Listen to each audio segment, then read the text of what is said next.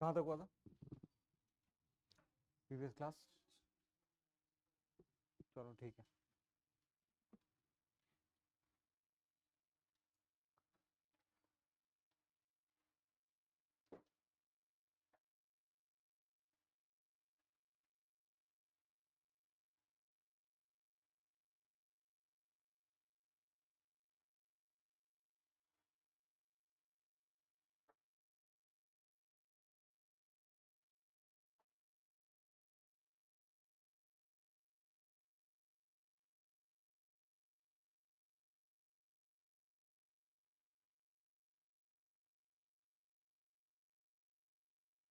Question लिखो एक।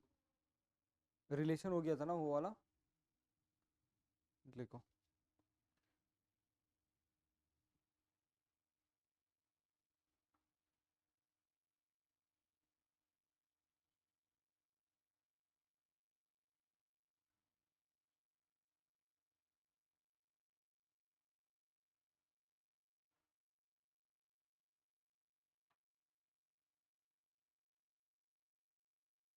एक मिनट रुकना।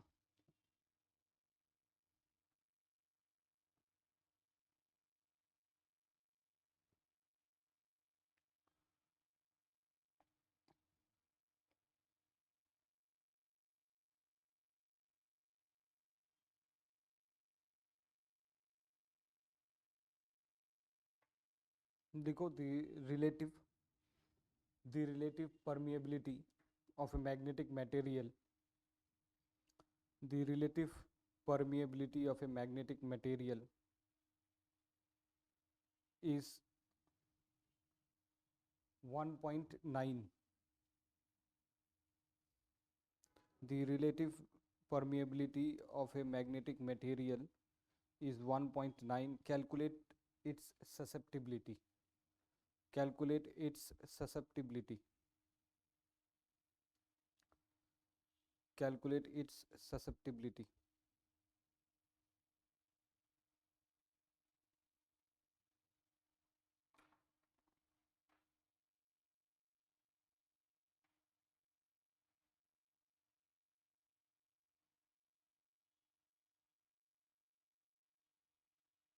Calculate its susceptibility.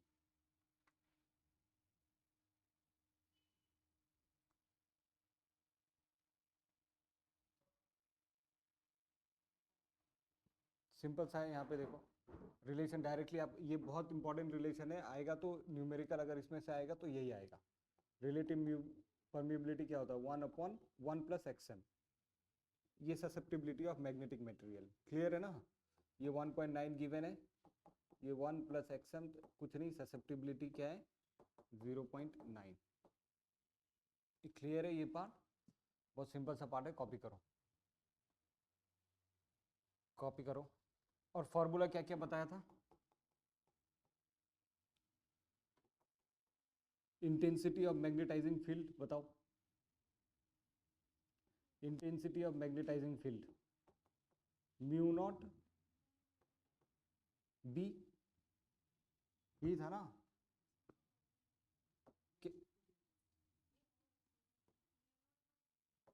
देखो यहाँ पे देखो, सबसे सबसे पहला क्या था? ये बाहर वाला फील्ड को क्या बोलते थे? Magnetizing field. ये मैग्नेटिक मटेरियल है, अंदर इसको क्या बोलते थे? मैग्नेटाइजेशन क्या होता था? Magnetic moment per unit volume. इसको क्या बोलते थे बताओ? इंटेंसिटी ऑफ, ये है इंटेंसिटी ऑफ मैग्नेटाइजेशन। क्लियर? और इधर है आपका ये मैग्नेटाइजिंग फील्ड इंटेंसिटी, ये है B0/μ0। B0 मतलब ये वाला पार्ट। ठीक है? उसके बाद इसको ऐसे भी लिख सकते हैं, ये क्या था? B/μ0 inside magnetic field. Clear है ना? चलो, उसके बाद ये वाला पार्ट और ये दो, यही था बस। चलो क्वेश्चन लिखो, एक समझ में आएगा। क्वेश्चन लिखो। ए magnetizing field of 1500 ampere per metre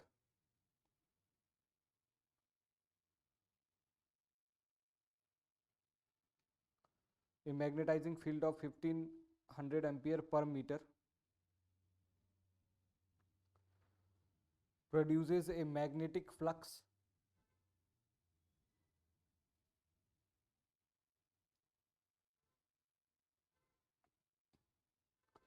produces a magnetic flux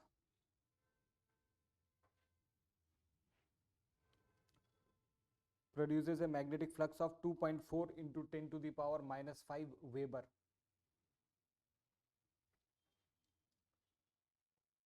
Produces a magnetic flux of 2.4 into 10 to the power minus 5 Weber in a bar magnet of area 0.5 centimeter square. In a bar magnet of area 0.5 centimeter square. In a bar magnet of area 0.5 centimeter square. Calculate the permeability and susceptibility of the material. Calculate the permeability and susceptibility of the material. Calculate the permeability and susceptibility of material.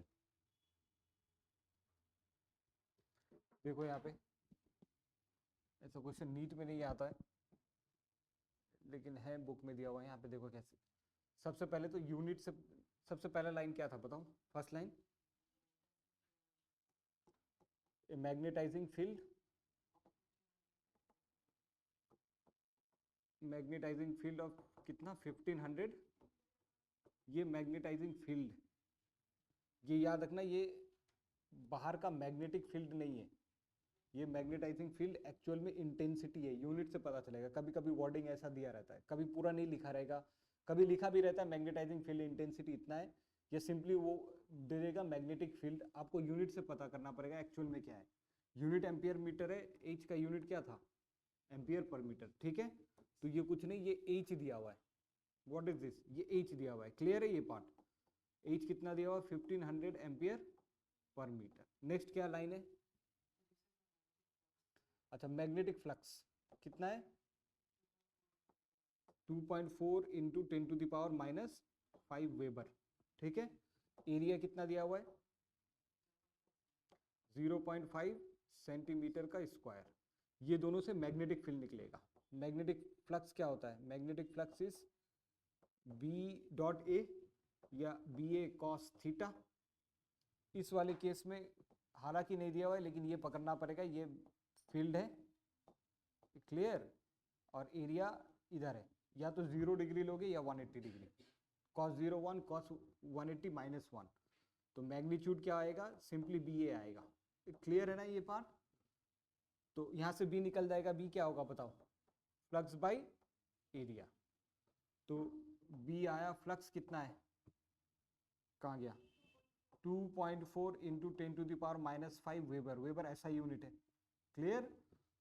Into ये वाला part 0.5 centimetre को लिखेंगे 10 to the power minus 4। तो यहां से आया magnetic field. ये clear है ये पार्ट? इसको सॉल्व करो। ये आज सॉल्व करने पे आएगा 0.48। देख लेना 0.48। क्लियर है? अच्छा, ये हो गया, बी और एच मिल गया। नेक्स्ट क्या निकालना है? म्यू, म्यू और एक्सएम। तो बी और एच का रिलेशन क्या था? H is equals to B by mu, यही था ना। तो म्यू क्या होगा? B by H. बी कितना है? 0.48 और एच कितना है?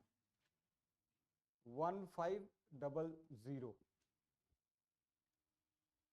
इसको सॉल्व करोगे ये आएगा 3.2 into 10 to the power minus 4। ये म्यू है। क्लियर? बोलो, यहां तक कोई डाउट है क्या?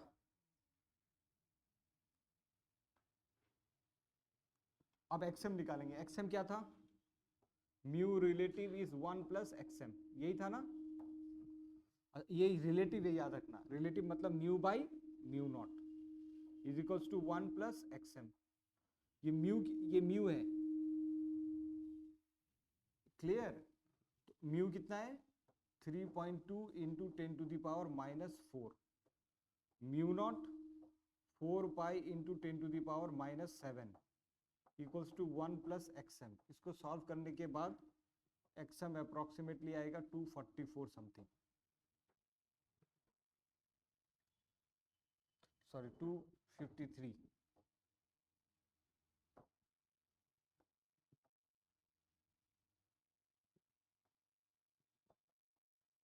हालांकि ऐसा क्वेश्चन आता नहीं है, बस ऐसे ही कराया है, बुक में दिया रहता है। तो बोलो यहाँ तक कोई डाउट है क्या?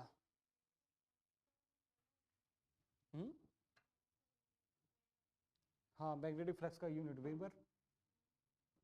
वेबर मतलब क्या होता है? वेबर मतलब tesla metre square, magnetic field का टेस्ला, एरिया का मीटर स्क्वायर, ये ऐसा यूनिट ही है, ठीक है।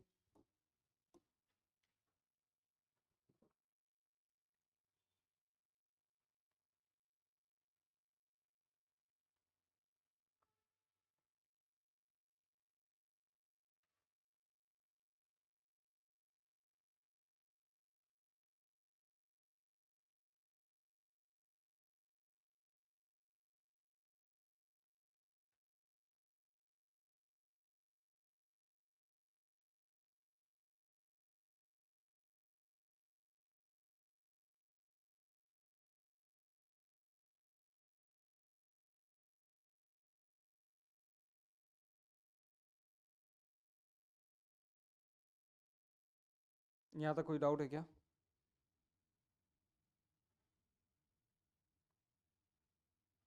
यहाँ तक कोई डाउट है? मेन इस पे फोकस नहीं करना है, मेन ये इंपॉर्टेंट फार्मूला है, बस यही आएगा, इसी में से आएगा, इससे ज़्यादा और नहीं आने वाला कुछ। बाद बाकी ये सब कभी आया ही नहीं है, ये बात क्लियर है। तो नेक्स्ट टॉपिक, नेक्स्ट हेडिंग डालो, difference between diamagnetic, paramagnetic and ferromagnetic substance. ये इंपॉर्टेंट है, difference between diamagnetic, paramagnetic and ferromagnetic substance. Difference between diamagnetic, paramagnetic and ferromagnetic substance. Distance between diamagnetic, paramagnetic and ferromagnetic substance.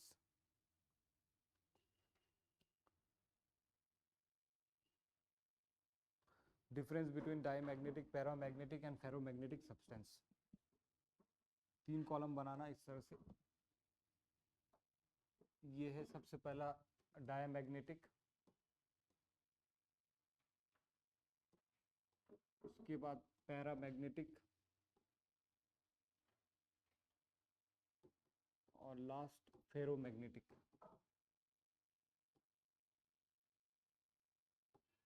Difference between diamagnetic, paramagnetic and ferromagnetic substance.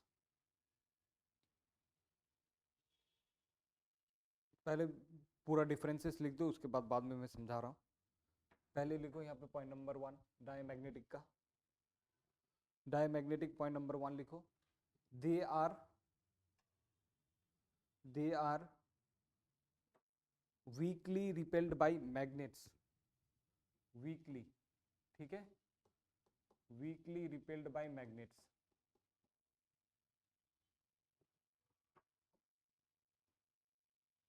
They are weakly repelled by magnets.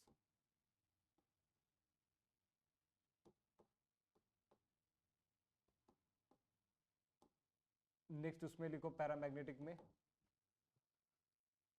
They are weakly attracted by magnet. Weakly attracted by magnet. याद रखना, ये repelled था, ये attract है। Weakly repelled by magnet, weakly attracted by magnet. और ferromagnetic में लिखो, they are strongly attracted by magnet. They are strongly attracted by magnet. strongly attracted by magnet. Weakly repelled, weakly attracted, strongly attracted. ठीक है, point number 2 लिखो, बहुत सारा difference है, point number 2 लिखो।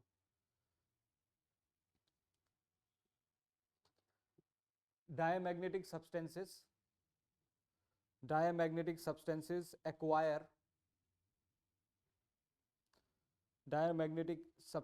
acquire weak magnetization diamagnetic substances acquire weak magnetization in direction in in direction opposite to in direction opposite to applied magnetizing field.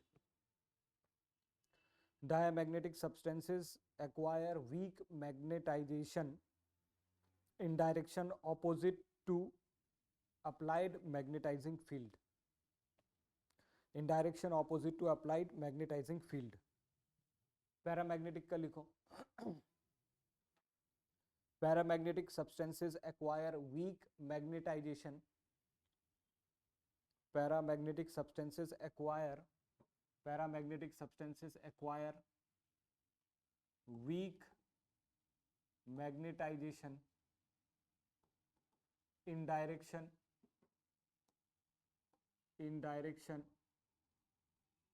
along the direction of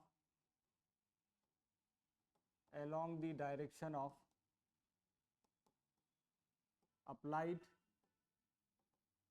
magnetizing field.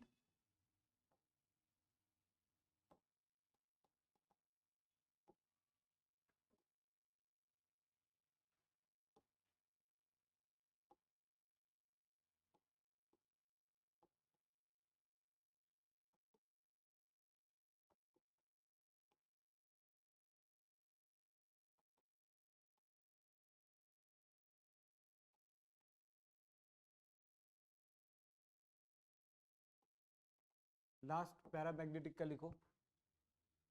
Acquire ferro का लिखो. Acquire strong magnetization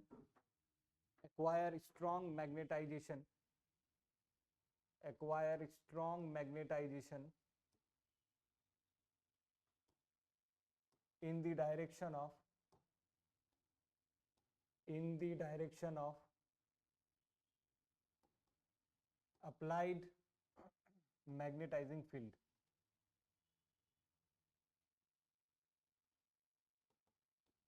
In the direction of applied magnetizing field. ये point number 2 है.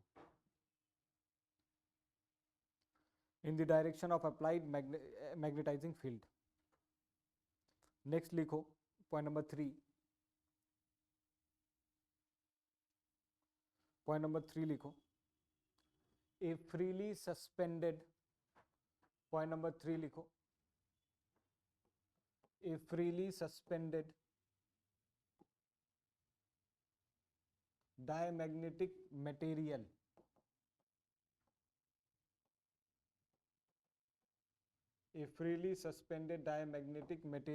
aligns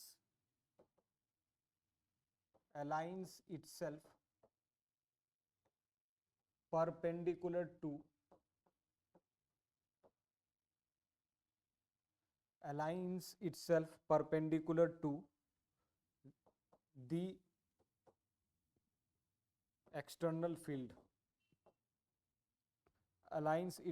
perpendicular to the external field.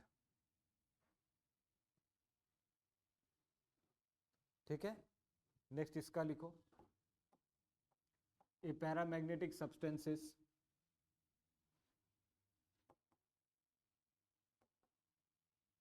when freely suspended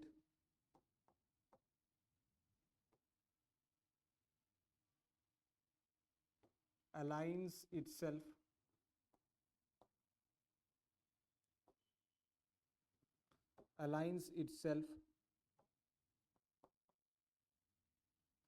parallel to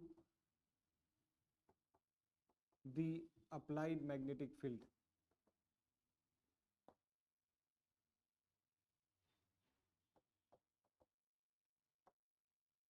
A paramagnetic substances when freely suspended aligns itself parallel to applied magnetic field.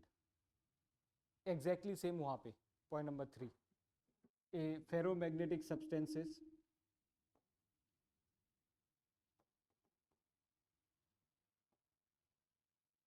when freely suspended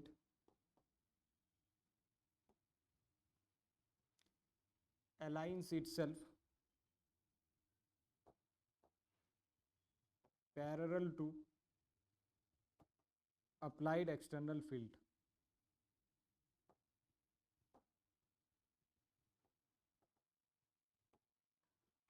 applied external field, clear है ना? बोलो यहां तक कोई doubt है क्या?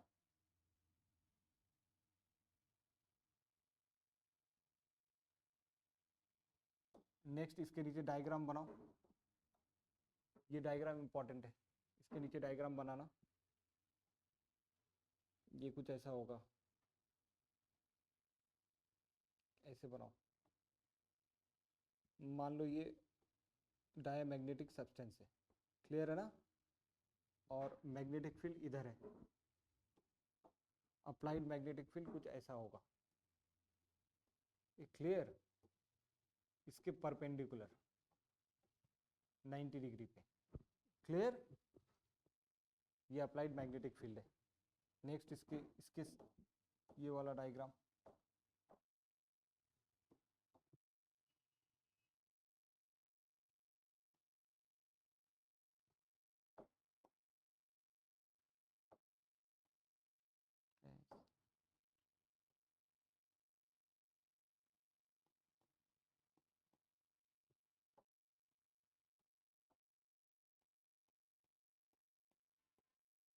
ये it aligns parallel to direction of magnetic field, और एग्जैक्टली सेम डायग्राम इसका होगा, फ्रीली सस्पेंडेड का।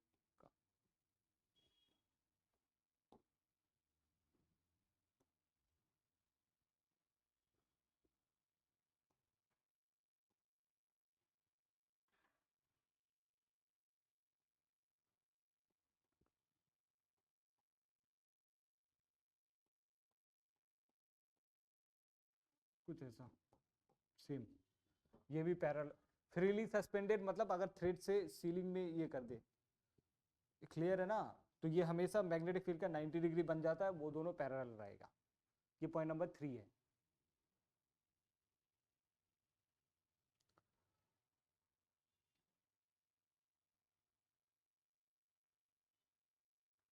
बोलो यहां तक कोई डाउट है क्या? क्लियर? इसको कभी कभी बुक में ऐसे भी दिखाता है, यहाँ पे देखो, मैग्नेट के बाहर मैग्नेटिक फील्ड कैसा होता है बताओ? ये अगर मैग्नेट है, ये नॉर्थ है, ये साउथ है, क्लियर? तो मैग्नेटिक फील्ड कहां से कहां जाता है? अंदर, साउथ टू नॉर्थ, और बाहर नॉर्थ से साउथ। इसको मैं ऐसे भी दिखा सकता हूं, यहाँ पे देखो, एक मैग्नेट इधर नॉर्थ पोल रख दिया और इधर क्या रख दिया? South pole. तो बाहर, मैग्नेट का बाहर है, ये दो अलग अलग मैग्नेट है। मैग्नेट का बाहर, मैग्नेट नॉर्थ पोल से साउथ पोल ऐसे जा रहा है, और ये कौन सा सब्सटेंस है? पैरामैग्नेटिक। पैरामैग्नेटिक सब्सटेंस को इस फील्ड के बीच में रख देंगे तो वो अपने आप को फील्ड का 90 डिग्री बना लेगा, क्लियर? तो बुक में कभी कभी ऐसा दिया रहता है, इसको नॉर्थ पोल, इधर साउथ पोल भी लिख सकते हो, ये बताने के लिए कि मैग्नेटिक फील्ड, ये दो अलग अलग मैग्नेट है, ये समझ में आया ना? चलो ये कॉपी करो फास्ट। यहां तक कोई डाउट है क्या? क्यों होता है दैट आई विल डिस्कस, ये हो गया ना? बोलो यहां तक कोई डाउट है क्या?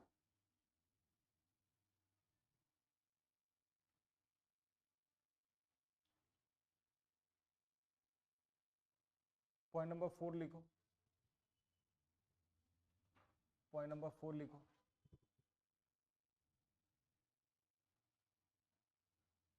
Point number 4,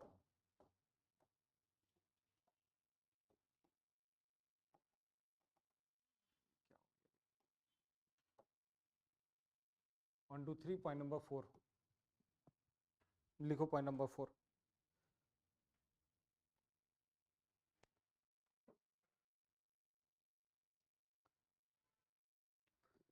for paramagnetic substances, for paramagnetic substances, for paramagnetic substances,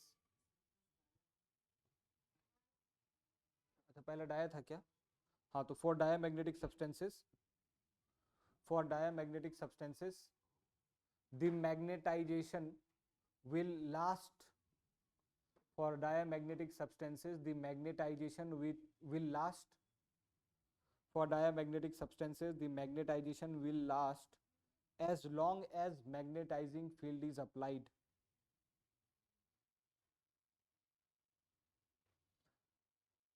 For diamagnetic substances, magnetization lasts as long as magnetization field is applied.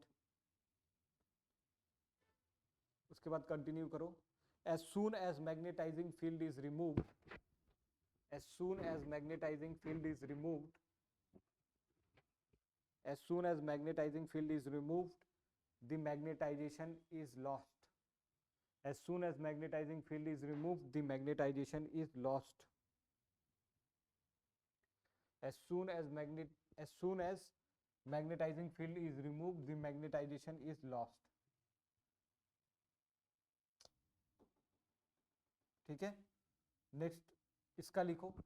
इसका एग्जैक्टली सेम जैसा डाया का था वैसे ही, exactly same of dia. Para का भी same ही है.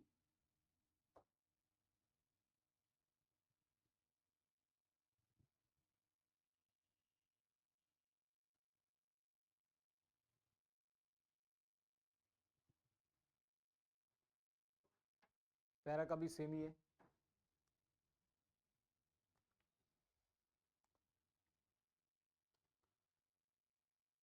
The magnetization lasts as long as magnetizing field is applied, and as soon as magnetizing field is removed, the magnetization is lost.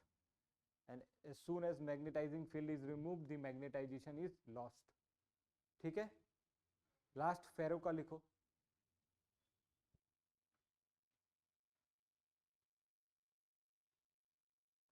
Last फेरो का लिखो. For ferromagnetic substances, for ferromagnetic substances, the magnetization is retained.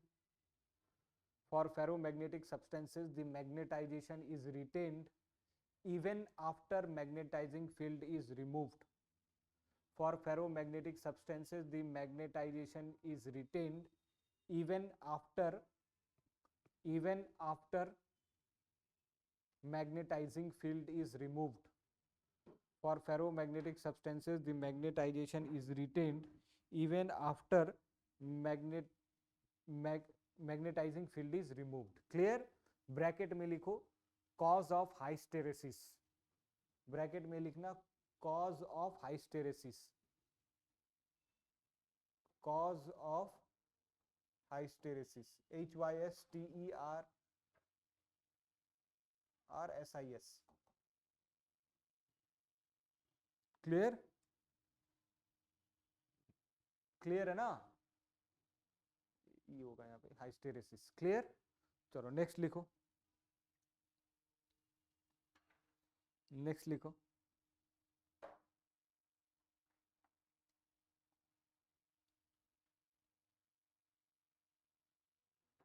अब जो भी point आएगा वो सब important है exam point of view के लिए. यहाँ पे देखो अब जितने भी पॉइंट्स आने वाले. ये कौन सा नंबर था? 4 था ना? 4. चलो इधर हो गया. और 5th में आते हैं.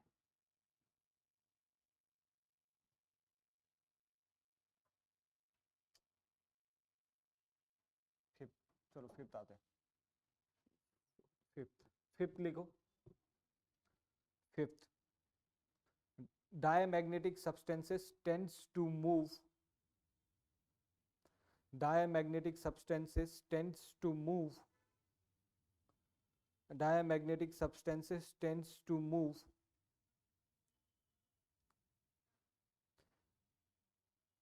Tends to move slowly. Slowly को underline करना. Tends to move slowly. Diamagnetic substances tends to move slowly from stronger to weaker parts of field. Diamagnetic substances tends to move slowly from stronger to weaker. Move slowly from stronger to weaker part of magnetic field.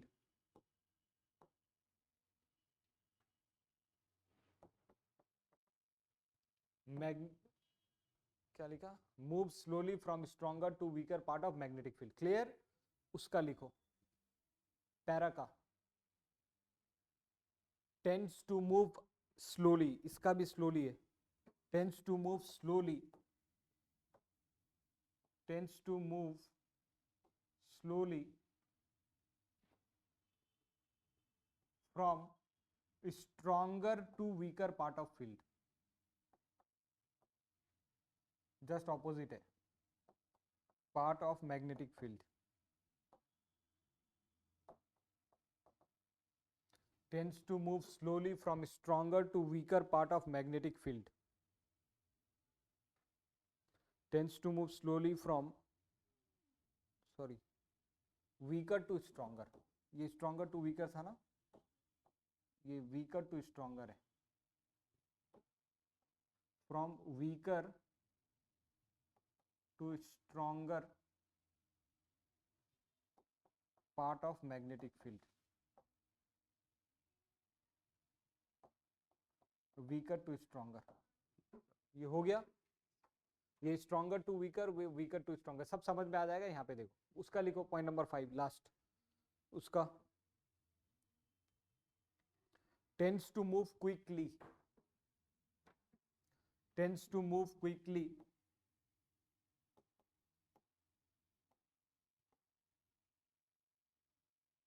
from weaker to stronger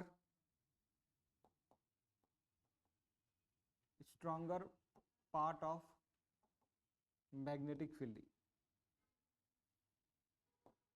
पूरा logic based है, कुछ भी याद करना नहीं पड़ता है, and में सब क्लियर हो जाएगा। अभी फिलहाल लिखो टेंस टू, ये दोनों स्लोली, वो क्विकली, ये स्ट्रॉन्गर से वीकर, और वो दोनों वीकर टू स्ट्रॉन्गर। क्लियर? चलो इसका डायग्राम भी है, डायग्राम बनाते हैं, डायग्राम इंपॉर्टेंट है अगेन।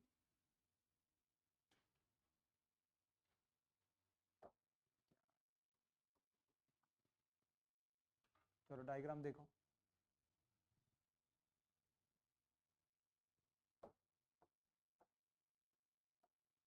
का डायग्राम है, डायग्राम ड्रॉ करो, सही से ड्रॉ करना।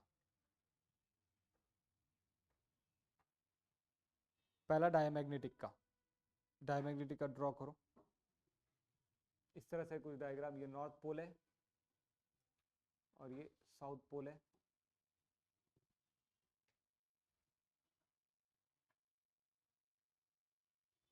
ठीक है।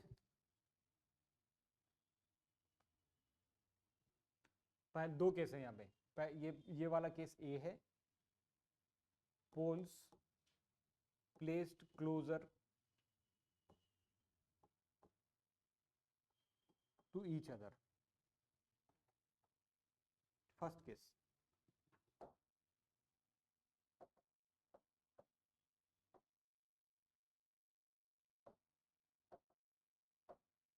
ये कैसे हटेगा?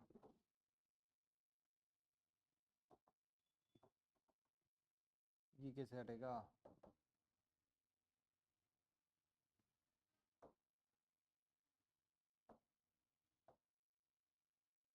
अच्छा यहाँ है,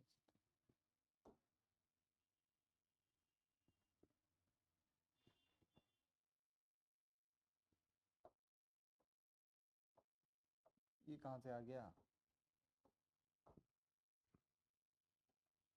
अच्छा सही है, चलो ये ठीक है। यहाँ देखो, यहाँ एक बाउल ड्रॉ करना है, ये बाउल है इस तरह से, ठीक है। और ये पैरामैग्नेटिक लिक्विड है, ये ड्रॉ करो, मैं एक्सप्लेन करूंगा बाद में। सॉरी, पहला केस तक डायमैग्नेटिक ना, डायमैग्नेटिक इस तरह से कुछ ऐसे ड्रॉ करना, ये डायमैग्नेटिक लिक्विड है, लिक्विड का शेप इस तरह से हो जाएगा, लिक्विड फॉर्म में है, ठीक है।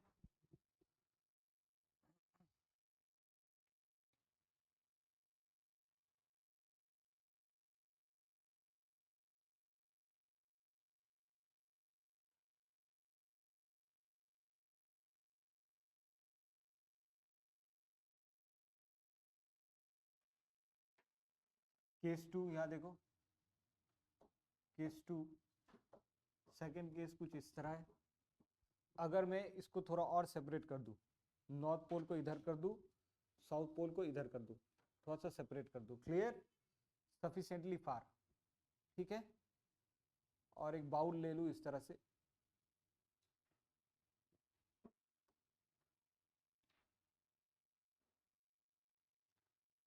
अब ये डायमैग्नेटिक लिक्विड इस तरह से अरेंज हो जाता है, इस तरह से, ऐसा। ये डायमैग्नेटिक लिक्विड है, अगेन डायमैग्नेटिक लिक्विड। और ये कौन सा केस है? Case 2, poles placed far to each other. ये डायग्राम ड्रॉ करो।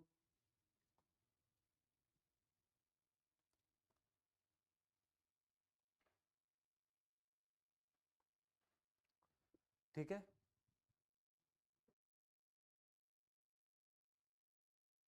इसका देखो सेकंड केस है पैरामैग्नेटिक। पहला case poles placed close to each other, ये साउथ, ये नॉर्थ, ये बाउल। सेकंड केस ये नॉर्थ, ये साउथ, फार अवे वाला केस, ये बाउल। ये डायग्राम समझ में आ रहा है ना? ये है क्लोज और ये है फार, दो केसेस में भी। यहाँ पे जो पैरामैग्नेटिक लिक्विड है वो इस तरह से हो जाएगा, इस तरह से। यहाँ पे इस तरह से होगा, इस तरह से। ये क्लोज वाला केस है और ये फार अवे वाला केस है।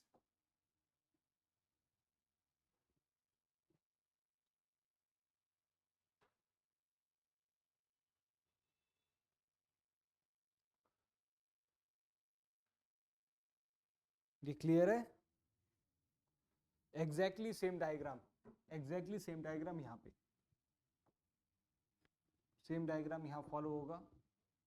ये नॉर्थ, ये साउथ क्लोज वाला केस, ये नॉर्थ, इधर मान लो साउथ, ये फार अवे केस। ये दो बाउल रखा हुआ है,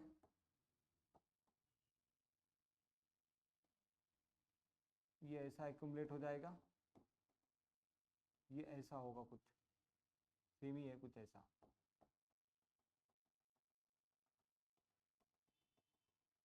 इस तरह से, ठीक है। ये डायग्राम ड्रॉ करो।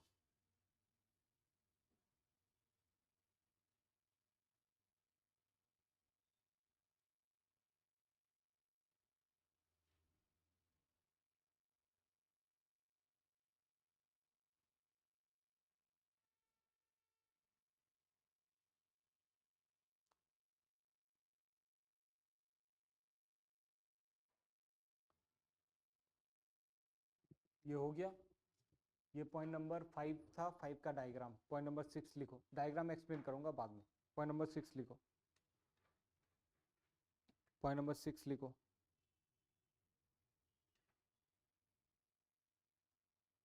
पॉइंट नंबर 6 लिखो इसका।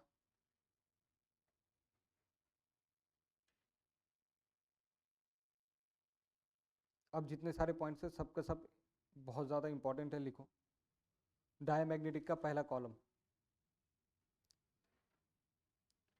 लिखो, susceptibility. Susceptibility, susceptibility of diamagnetic substance is small and negative. Negative को हाईलाइट कर लेना। susceptibility of diamagnetic substance is small and negative. susceptibility of diamagnetic substance is small and negative. इसका लिखो para का, susceptibility is small and positive. susceptibility is small and positive. susceptibility is small and positive. उसका लिखो susceptibility is very large, फेरो का susceptibility is very large and positive. susceptibility is very large and positive.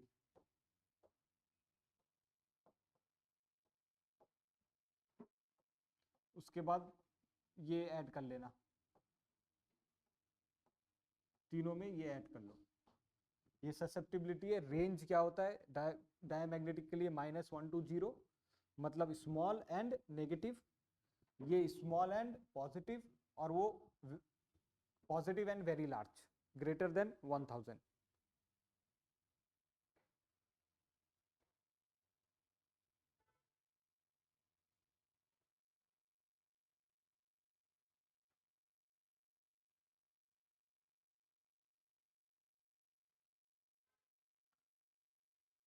इसके नीचे next लिखो, इसके just नीचे point number 7.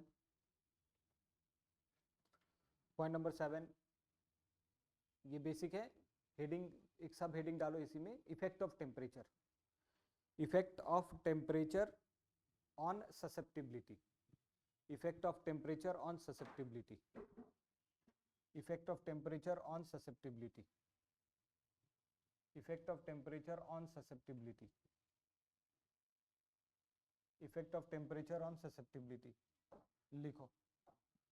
Point number 7, the susceptibility of diamagnetic substances is independent of temperature. The susceptibility of diamagnetic substances is independent of temperature. The susceptibility of diamagnetic substances is independent of temperature. The susceptibility of diamagnetic substances is independent of temperature.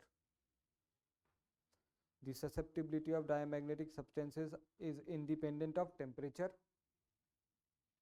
ठीक है. अब graph draw करना है. Graph, उसके नीचे graph draw करो, इस line के नीचे ग्राफ ये है. ये टेम्परेचर है T, ये ससेप्टिबिलिटी है XM. क्लियर. सबसे पहले बताओ इसका ससेप्टिबिलिटी पॉजिटिव होता है या नेगेटिव, इसलिए ग्राफ नीचे ड्रॉ करना है. और टेम्परेचर पे डिपेंडेंट है क्या, तो टेम्परेचर कितना भी बढ़ाओ एक्सएम में कोई फर्क नहीं पड़ेगा. ग्राफ ये है. समझ में आया ये पार्ट, ड्रॉ करो ये.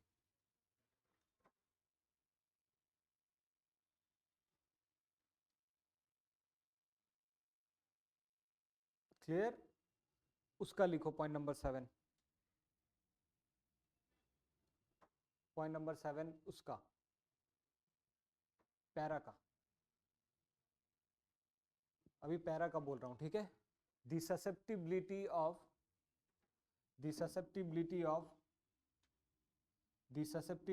paramagnetic substances is inversely proportional to temperature.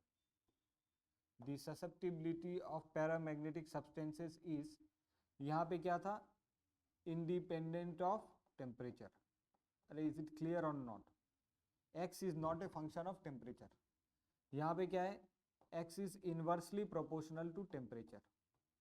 ये susceptibility is inversely proportional to temperature. Graph draw करते बताओ ससेप्टिबिलिटी पॉजिटिव होता है या नेगेटिव, तो ग्राफ ऊपर बनेगा. इनवर्स है तो ये XM और ये टेम्परेचर. क्लियर ये पार्ट.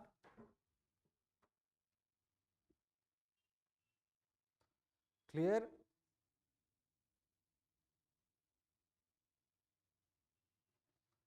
वहां पे लिखो पॉइंट नंबर 3 में ससेप्टिबिलिटी उसका मतलब फेरो का. Susceptibility is inversely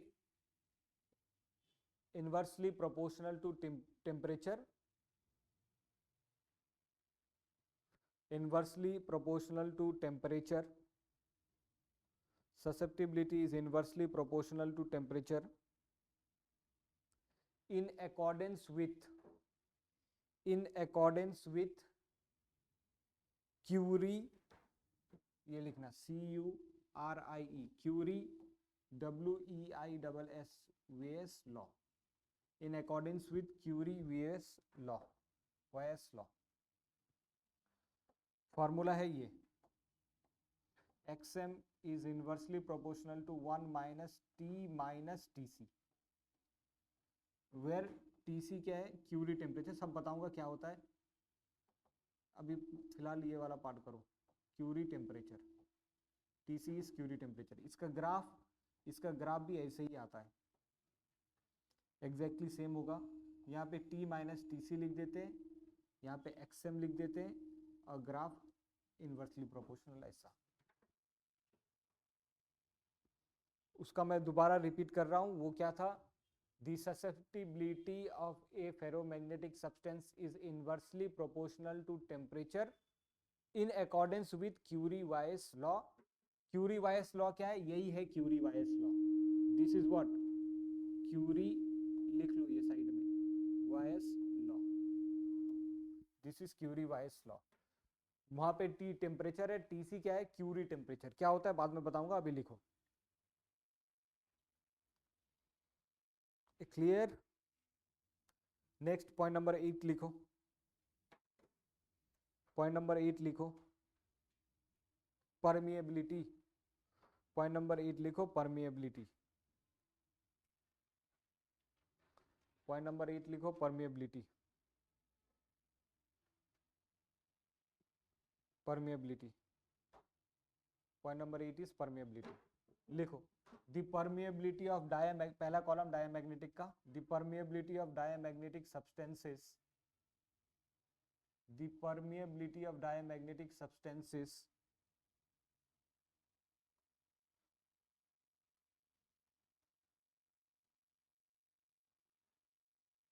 is slightly less than mu naught, slightly less than mu naught, slightly less than mu naught। उसके बाद ये लिखना mu is less than mu naught। Clear? क्योंकि mu naught से थोड़ा सा कम है तो रिलेटिव परमिएबिलिटी क्या होगा? Less than 1। बोलो यहां तक कोई डाउट है क्या? और mu divided by mu naught is relative permeability. यही तो होता है ना relative permeability, mu divided by mu naught. Mu naught, mu कम है म्यू नॉट से थोड़ा सा, तो ये स्लाइटली लेस देन 1 होगा। क्लियर? बोलो यहां तक कोई डाउट है क्या? इसको याद करने का दूसरा तरीका ये भी है, यहां देखो म्यू आर क्या होता है? 1 प्लस एक्सएम। एक्सएम क्या था? स्लाइटली नेगेटिव, यही था ना, एक्सएम वाज स्लाइटली नेगेटिव। अगर ये स्लाइटली नेगेटिव है, मान लो -0.2 है, तो ये 1 से कम हो जाएगा, तो वही तो है relative permeability is less than 1। ये समझ में आ रहा है ना? Therefore relative permeability is slightly less than 1।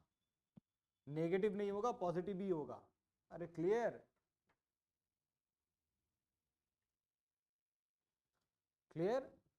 बेहतर होगा ऐसे लिखो, एंड ग्रेटर देन 0। ये फाइनल चीज आपको पता रहना चाहिए। क्लियर? कहां से आया पूरा बता दिया, एक्सएम से भी निकाल सकते हो। क्लियर ये पार्ट? क्योंकि ये स्लाइटली नेगेटिव है तो ये थोड़ा 1 से कम हो जाएगा, लेकिन ये -1 से क्या था? ज्यादा, तो ये कभी 0 नहीं हो पाएगा। क्लियर ये पार्ट? बोलो यहां तक कोई डाउट है क्या? उसका लिखो next. The permeability of diamagnetic substance, the permeability of diamagnetic substance is more than mu naught, slightly more than mu naught. The permeability of diamagnetic substance is slightly more than mu naught. अब देखो यहाँ पे है mu greater than mu naught। अरे clear? तो relative permeability क्या होगा? Greater than 1। अरे क्लियर? इसको आप ऐसे भी याद कर सकते हो, mu R is 1 plus XM. समझ में आया कि नहीं? एक्सएम क्या था? स्लाइटली पॉजिटिव, ये स्लाइटली पॉजिटिव। मान लो 0.2 प्लस 0.2, तो ये क्या हो जाएगा? 1.2, मीन स्लाइटली ग्रेटर देन 1। बोलो यहां तक कोई डाउट है क्या? इसको ऐसे ही याद करोगे, ये वाला पॉइंट। बोलो यहां तक कोई डाउट है? यहां तक कोई डाउट है क्या? उसका बताओ क्या होगा? म्यू आर का वैल्यू क्या होगा? एक्सएम यहां पे क्या था? Greater than 1000। मेरे को पता है mu R is what? 1 plus XM. तो म्यू आर का भी वैल्यू बहुत ज्यादा होगा और पॉजिटिव होगा, ग्रेटर देन 1000 ही होगा। अरे इज इट क्लियर और नॉट? तो म्यू आर अगर ग्रेटर देन 1000 है तो mu is always greater than mu naught. बोलो यहां तक कोई डाउट है क्या? क्लियर है ना ये पार्ट? तो susceptibility, variation of susceptibility with temperature, और वो वाला पार्ट क्या है? Relative permeability and permeability. ये वाला पार्ट हो चुका है। Clear everyone?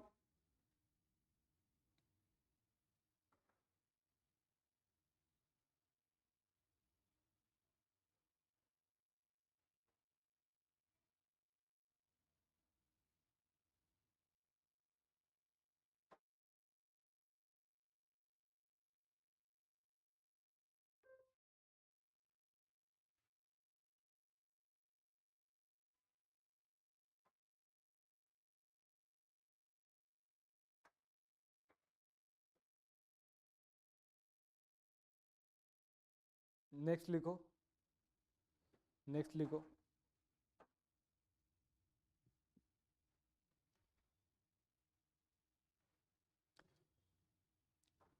Magnetisation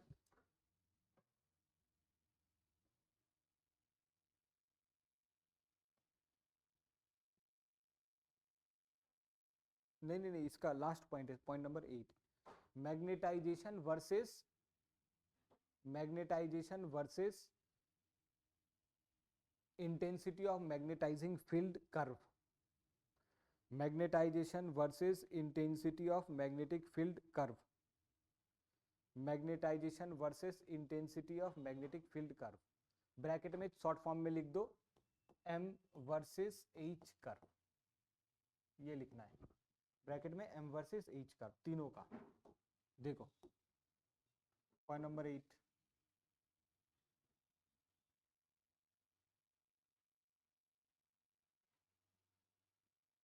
m versus h curve. चलो यहाँ देखो नेक्स्ट, ये है m वर्सेस h कर्व तीनों का। क्लियर, y एक्सिस में m लेंगे और इसमें h लेंगे। क्लियर, इसका कर्व आता है इस तरह, ड्रॉ करो ये।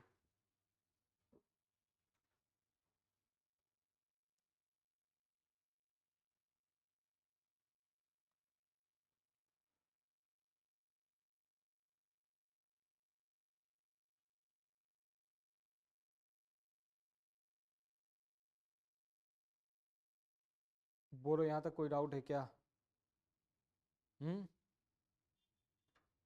क्लियर, इसका curve m versus h curve para के लिए आएगा इस तरह, ऐसा।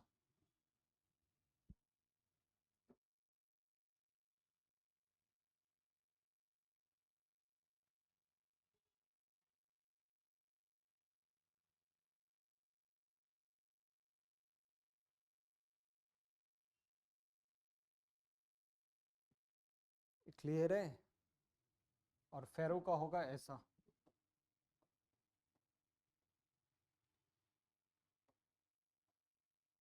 फेरो का होगा इस तरह,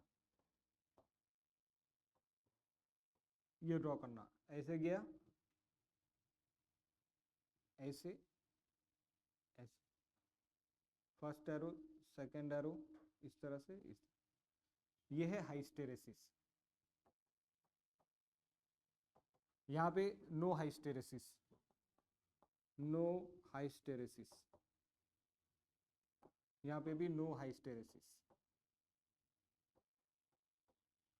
हाइस्टेरेसिस सिर्फ कौन शो करता है? Only ferromagnetic, not possible in para and die.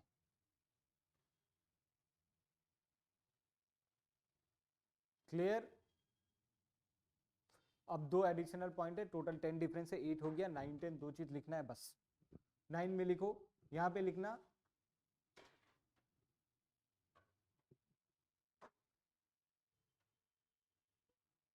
Point number 9 लिख लो, it can be solid liquid और गैस। डायमैग्नेटिक का लिखो, it can be solid liquid और गैस। पैरामैग्नेटिक में भी it can be solid liquid and gas. Diamagnetic can be solid liquid gas, paramagnetic can be solid liquid gas, paramagnetic can be solid liquid gas, और ferro का generally solid, ferro का generally solid. Clear, last point लिखो, point number 10 example. हालांकि example 1 2 याद रहना चाहिए, उससे ज़्यादा कोई फायदा नहीं है याद करके।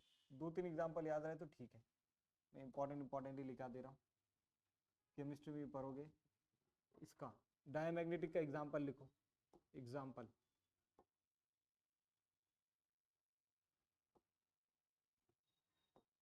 डिले क्यों हो रहा है? एग्जाम्पल लिखो, bismuth Bi, copper, lead Pb, silicon, gas में नाइट्रोजन, ये इंपॉर्टेंट है, वाटर इतना एग्जाम्पल याद रखना है। गैस का याद रखना नाइट्रोजन, और सबसे इंपॉर्टेंट एग्जाम्पल वाटर ही है लिक्विड में, ये डायमैग्नेटिक है। क्लियर? उसका लिखो,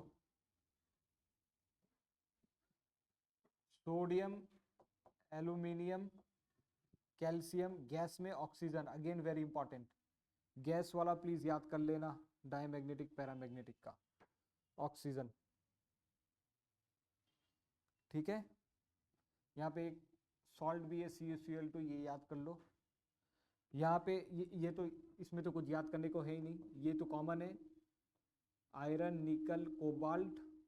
अरे क्लियर? Fe2O3, आयरन और एलॉय में एल निको, इतना याद करना है। ये गैस होता नहीं है, गैस है नहीं यहाँ पे। क्लियर ये पार्ट? बोलो यहाँ तक कोई डाउट है क्या? याद कौन सा?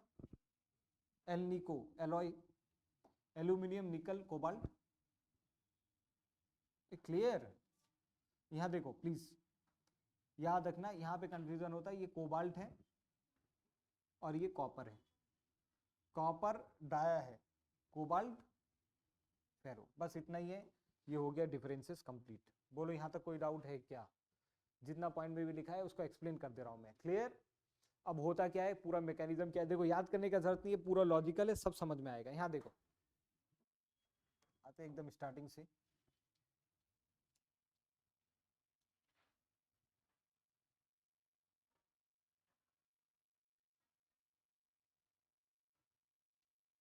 चलो पॉइंट नंबर 1 से आते हैं।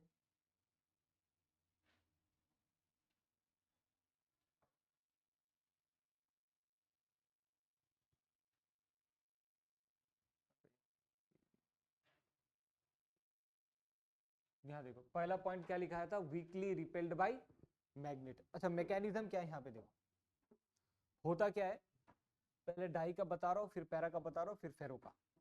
डाई मैग्नेटिक मान लो, ये डाई मैग्नेटिक सब्सटेंस है, इधर से फील्ड लगा दिया। क्लियर है ना? तो डाई मैग्नेटिक सब्सटेंस में क्या होता है, देखो जब भी एक्सटर्नल फील्ड लगेगा तो अंदर डाइपोल बनेगा। Clear?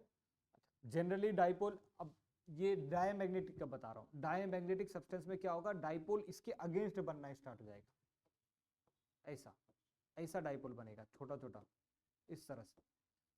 Dipoles will be formed opposite to the direction of field. Clear? अच्छा पैरामैग्नेटिक में क्या होता है, कुछ कुछ डाइपोल नहीं भी बन सकता है, ये समझ में आएगी नहीं?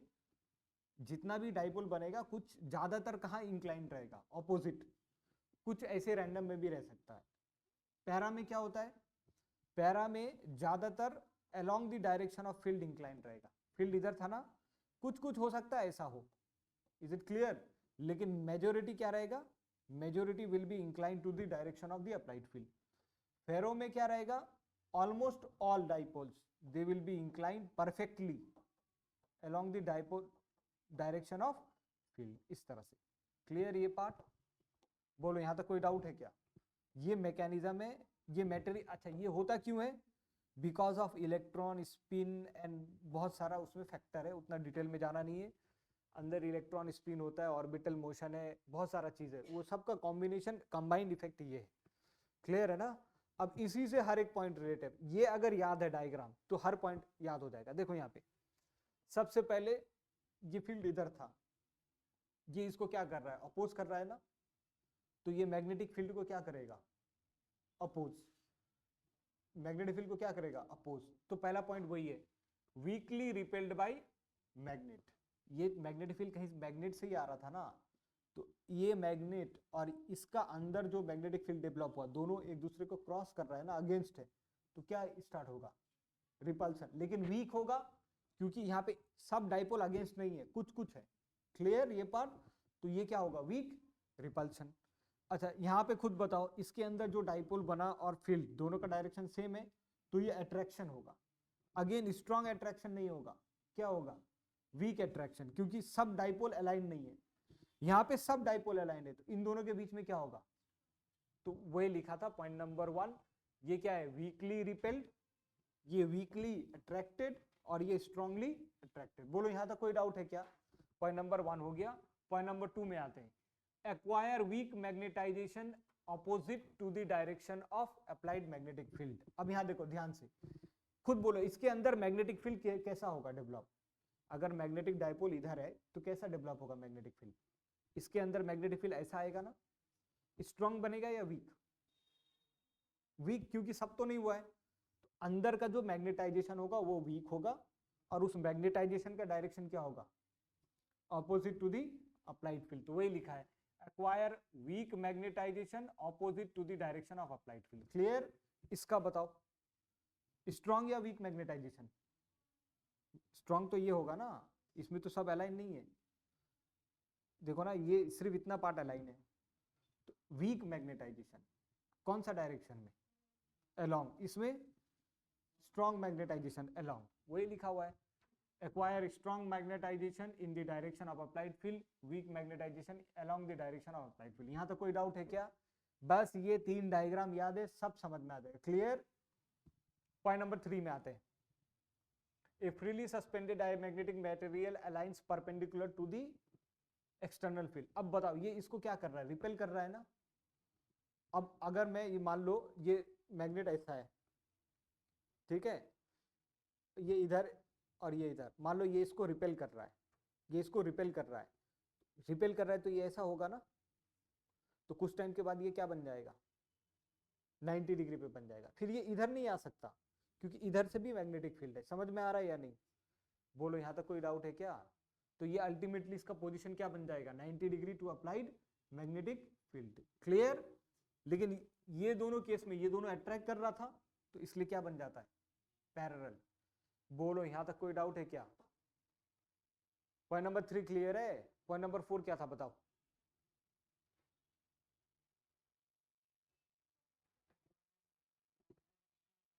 अब यहां देखो, इन दोनों का देखो, मान लो इसको हटा दिया, मैग्नेटिक फील्ड को क्या कर दिया, बंद। कितना अंदर कितना डाइपोल था जो इधर इंक्लाइन था, सब ये थोड़ा बहुत था ना, थोड़ा बहुत इधर इंक्लाइन था। जैसे हटाएंगे सबका सब वापस अपना नॉर्मल पोजीशन पे आ जाएगा, तो मैग्नेटाइजेशन क्या हो जाएगा, खत्म। यहां पे पहले बताओ, जितना भी डाइपोल है सब इधर इंक्लाइंड है क्या?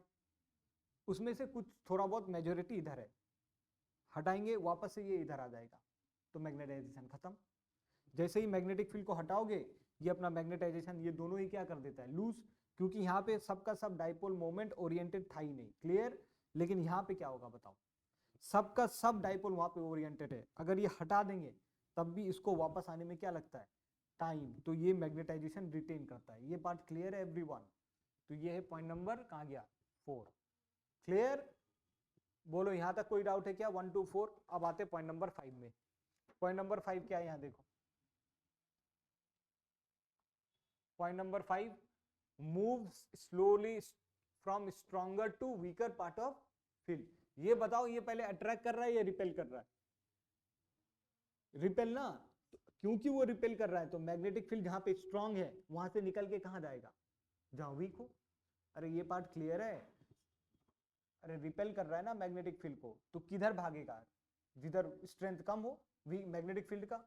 ये अट्रैक्ट कर रहा था, रिपेल, अट्रैक्ट, तो ये किधर जाएगा, ये जाएगा towards the stronger side. Clear? और ये again towards the stronger side, क्योंकि ये स्ट्रांगली अट्रैक्ट कर रहा था इसलिए ये क्विकली जाएगा, और ये क्या जाएगा, स्लोली। ये बात समझ में आ रहा है? अब ये डायरेक्शन देखो, इसका लॉजिक क्या है, यहाँ पे देखो, सबसे पहला क्या है, ये दोनों मैग्नेट क्या है, क्लोज। अच्छा देखो यहाँ पे, अगर मैग्नेट बहुत ज्यादा क्लोज रखूं मैं, ये नॉर्थ रखूं और ये साउथ रखूं, तो इधर से इधर मैग्नेटिक फील्ड जा रहा है ना, मैग्नेटिक फील्ड स्ट्रांग कहाँ पे होगा, यहाँ पे। यहाँ पे मैग्नेटिक फील्ड क्या होगा, स्ट्रांग। अगर मैग्नेट को मैं बहुत ज्यादा दूर रख दूं, यहाँ देखो इधर नॉर्थ रख दी, इधर रख दिया नॉर्थ, इधर रख दिया साउथ, तो अब मैग्नेटिक फील्ड ये वाला रीजन में स्ट्रांग होगा। क्लियर? ये वाला रीजन में क्या होगा, वीक।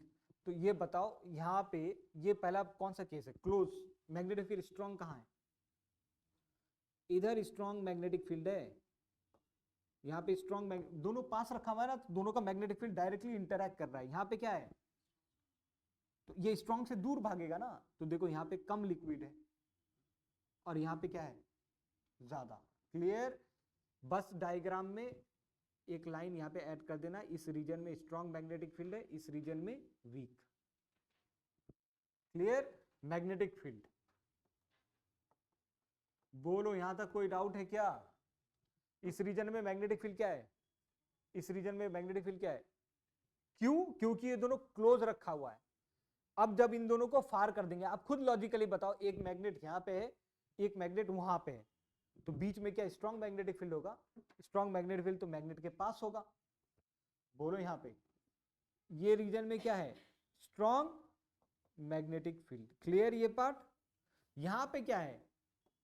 वीक। तो ये वीक की तरफ एक्यूमुलेट होगा क्योंकि ये वीक की तरफ मूव कर रहा है। क्लियर? तो देखो पूरा एक्यूमुलेशन बीच में हो गया। इतना पार्ट क्लियर है?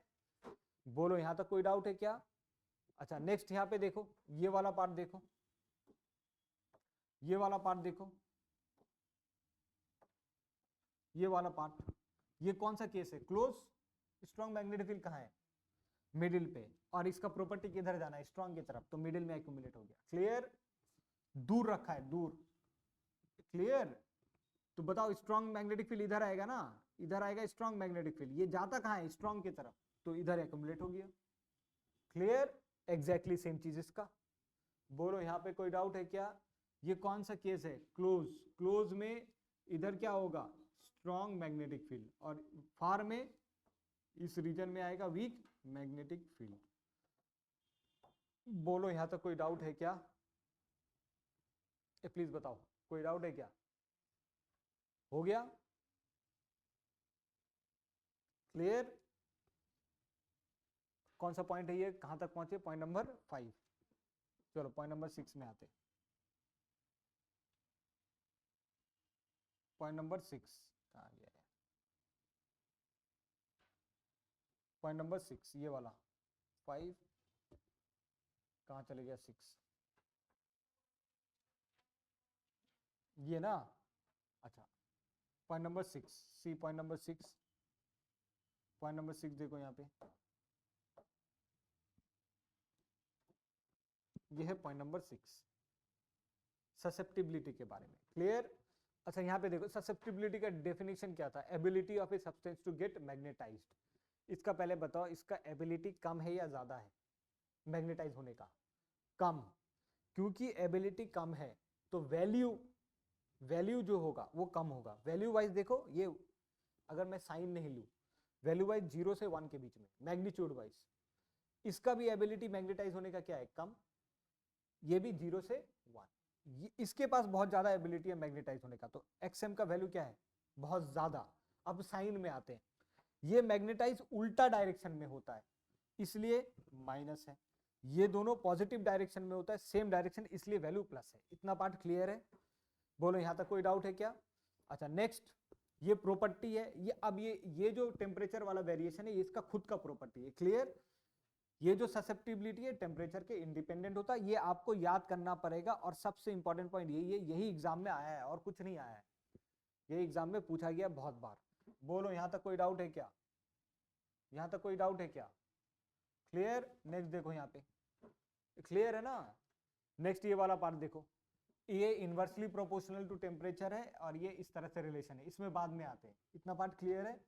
अच्छा उसके बाद एक्सएम का अगर वेरिएशन पता है तो म्यू आर आपको पता चल जाएगा यहां से। बोलो यहां तक कोई डाउट है क्या? उसके बाद ये क्लियर है ना? उसके बाद है एमएच कर्व, सबसे इंपॉर्टेंट ये है एमएच कर्व। चलो यहां देखो एमएच कर्व क्या है, यहां पे देखो, एच मतलब बाहर से जो लगा रहे हैं और एम मतलब अंदर जो हो रहा है। सबसे पहला मान लो यहां से मैग्नेटिक फील्ड लिया, ये एच है और ये अंदर एम है, एम किधर डेवलप होगा? ऑपोजिट, इधर डेवलप होगा एम। क्लियर? इसलिए ग्राफ स्लोप ऐसा है।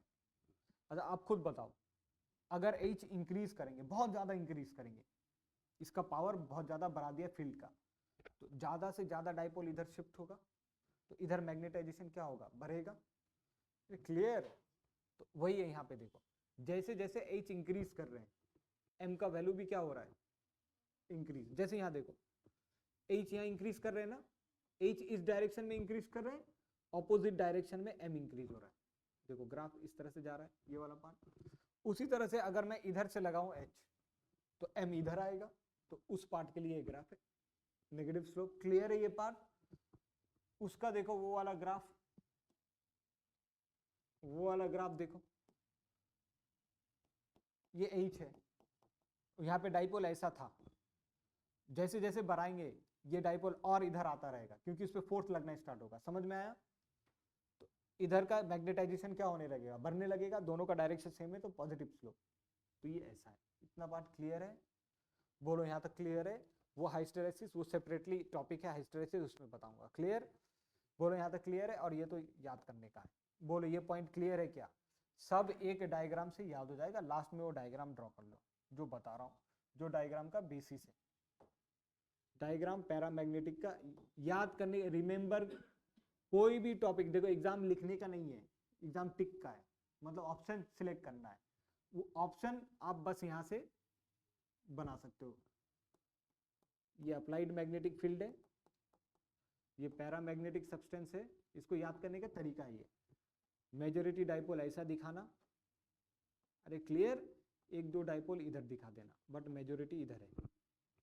ये पैरा डाई का क्या होगा, अप्लाइड मैग्नेटिक फील्ड इधर है, मेजॉरिटी डाइपोल इधर होगा। अरे क्लियर, एक दो इधर उधर हो सकता है। समझ में आया? सॉरी उल्टा लिख दिया, ये पैरा है और वो डाया है, ये डाया है और ये क्या है, पैरा। क्लियर? और फेरो का सबका सब इधर दिखा दो। ये क्लियर? अब इस डायग्राम को देख लोगे तो पूरा का पूरा पॉइंट खुद ब खुद आपको पता चल जाएगा। क्लियर? अब देखो डायग्राम से पॉइंट कैसे याद करोगे, मैं बता दे रहा हूं। सबसे पहला पॉइंट क्या था बताओ, जो मैं पूछ रहा हूं डायग्राम से बताना। पहले बताओ ये अट्रैक्ट करेगा रिपेल, वीक रिपेल या स्ट्रॉन्ग रिपेल? Weak repel. ये बताओ अट्रैक्ट या रिपेल, वीक अट्रैक्ट या वीक अट्रैक्ट, और ये स्ट्रांगली अट्रैक्ट। पॉइंट नंबर 1 खत्म। पॉइंट नंबर 2 क्लियर है ना, magnetization same direction opposite direction, strong magnetization weak, same direction opposite direction, same direction weak magnetization, same direction strong magnet. Point number 2 खत्म। Clear है ये part? Point number 3 क्या था बताओ, बोलो, मैं यहां डायग्राम से बता रहा हूं आपको। हाँ, रिपेल कर रहा है, फ्रीली सस्पेंड करेंगे क्या बन जाएगा, अट्रैक्ट कर रहा है, फ्रीली सस्पेंड करेंगे क्या बन जाएगा, पैरेलल। चलो पॉइंट दूसरा बताओ,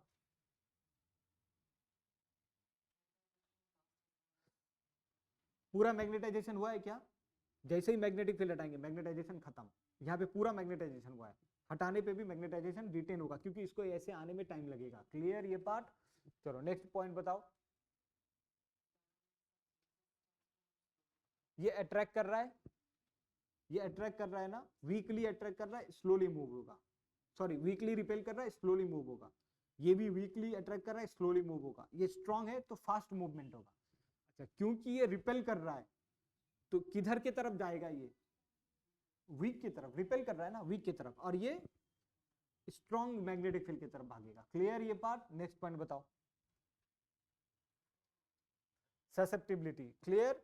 ससेप्टिबिलिटी क्या है, अट्रैक्ट कर रहा है, रिपेल कर रहा है, मैग्नेटाइजेशन उल्टा है ना, ससेप्टिबिलिटी माइनस, ज्यादा मैग्नेटाइजेशन नहीं हुआ, value will be between 1 to 0, slightly negative, slightly positive, very large positive number. Clear? वहां से म्यू आर आ गया। उसके बाद बताओ टेम्परेचर का इफेक्ट, वो याद करना है। क्लियर? वो प्रॉपर्टी है मटेरियल का। ये क्या होता है, इंडिपेंडेंट, डिपेंडेंट, ये भी डिपेंडेंट, दोनों इनवर्सली डिपेंडेंट। इसका एक स्पेशल केस है, ये फेरो है, सॉरी, स्पेशल केस क्या है कि ये किस पे डिपेंड करता है, क्यूरी-वायस लॉ। क्लियर? नेक्स्ट, हाँ, मैग्नेटाइजेशन उल्टा हुआ, उल्टा हुआ ना तो ग्राफ ऐसा, मैग्नेटाइजेशन सेम डायरेक्शन में ऐसा, यहाँ पे फेरोमैग्नेट, ये हाइस्टेरेसिस शो करेगा तो ग्राफ कुछ ऐसा आएगा। क्लियर ये पार्ट? बोलो यहाँ तक कोई डाउट है क्या? नेक्स्ट बताओ एग्जाम्पल। बस ये 3 डायग्राम पूरा खत्म। क्लियर है ये पार्ट? याद नहीं करना, याद करोगे भूल जाओगे, लॉजिक लगाओ, याद रहेगा हमेशा। क्लियर ये पार्ट? ये है आपका पूरा का पूरा डिफरेंसेस बिटवीन फेरोमैग्नेटिज्म, डाईमैग्नेटिज्म, पैरामैग्नेटिज्म और जो मैकेनिज्म है वो बता दिया। क्लियर ये पार्ट? चलो नेक्स्ट हेडिंग डालो, हाइस्टेरेसिस ऑफ। इसमें से कोई न्यूमेरिकल नहीं आता है, सबसे इंपॉर्टेंट क्या है, आपको वैल्यू पूछ सकता है। कौन सा वैल्यू? ससेप्टिबिलिटी का, परमिएबिलिटी का, टेम्परेचर का डिपेंडेंस। क्लियर? और यही एग्जाम में आता है ज्यादातर, मेंस में भी, नीट में भी, इस टॉपिक से। हेडिंग डालो, hysteresis of ferromagnetic substances. Hysteresis of ferromagnetic substances. Hysteresis of ferromagnetic substances. Hysteresis of ferromagnetic substances. ये समझने का टॉपिक है। यहाँ पे देखो होता क्या है। पहला पॉइंट तो ये लिखो, hysteresis is only for ferromagnetic substances, paramagnetic diamagnetic में नहीं होता है। Hysteresis property is shown only for ferromagnetic substances. Hysteresis property is shown only for ferromagnetic substances. Hysteresis property is shown by only ferromagnetic substances. Clear? चलो यहाँ पे देखो, मान लो ये फेरोमैग्नेटिक सब्सटेंस है।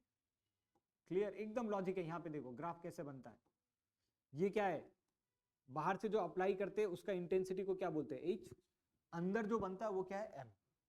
अब ग्राफ प्लॉट करेंगे एकदम लॉजिकली। यहाँ पे देखो प्लीज, यहाँ देखो, जब मान लो, यहाँ देखो एकदम केस टू केस, मान लो कुछ नहीं लगाया, कुछ नहीं, मान लो ये आयरन का बना हुआ है। आयरन भी क्या है? फेरोमैग्नेटिक। मान लो ये आयरन का बना हुआ है, इसमें से बाहर से कोई मैग्नेटिक फील्ड नहीं लगाया। ये मैग्नेट है क्या? अब नहीं है ना मैग्नेट। इसके अंदर कोई मैग्नेटाइजेशन होगा क्या? नहीं। तो m का वैल्यू क्या होगा? 0। कोई मैग्नेटाइजेशन नहीं है तो ग्राफ यहां से स्टार्ट होगा। कोई डाउट है क्या? बोलो, यहां तक कोई डाउट है?